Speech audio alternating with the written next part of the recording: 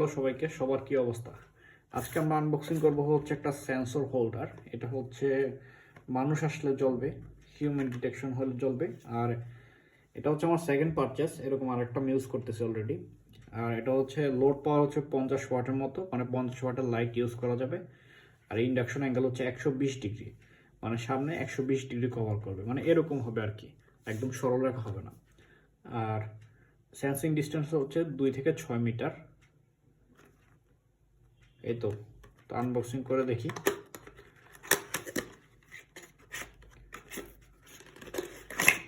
আচ্ছা, এটা হচ্ছে মেইন হোল্ডারটা, আর সাথে হচ্ছে জাস্ট কিছু স্ক্রু দেওয়া, আর কিছুই নাই সাথে।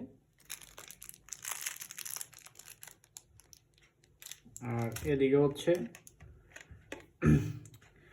হচ্ছে সেটিং আছে যে ডিপ ডার্কে জ্বলবে নাকি লাইট ডার্কে জ্বলবে নাকি দিনের বেলাও লাইটটা জ্বলবে, মানে এরকম সেটিংস আছে যে দিনের বেলা মানুষ আসলে লাইটটা জ্বলে থাকবে। আর হচ্ছে ডিলে টাইম আছে, এই যে 16 সেকেন্ড, 32 সেকেন্ড, 262 সেকেন্ড, মানে যদি মানুষ আসে তাহলে 16 সেকেন্ড পর্যন্ত জ্বলে থাকবে, এরপর নিভে যাবে, অথবা 32 সেকেন্ড অথবা 262 সেকেন্ড। আর এটা হচ্ছে প্যাচের হোল্ডার, হয়তো হয় প্যাচের লাইট ইউজ করতে হবে, আর না হলে কনভার্টার ইউজ করতে হবে। 20 টাকা দামের কনভার্টার আছে, প্যাচ টু 2 পিন লাইট ইউজ করা যায়।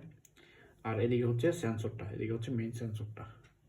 আর খুবই পাতলা চাইনিজ জিনিস, জানি না কতদিন যাবে। এই তো, ধন্যবাদ সবাইকে।